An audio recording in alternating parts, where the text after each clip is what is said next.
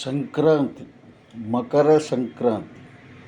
సంక్రాంతి నెలలో సంకురమయ్య అనే దేవదూత భూమి మీద పర్యటిస్తారు అని ప్రతీతి.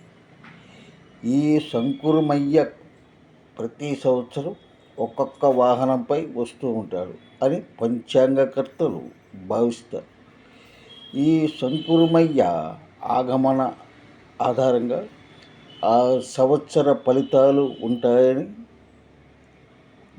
పరిగణిస్తారు.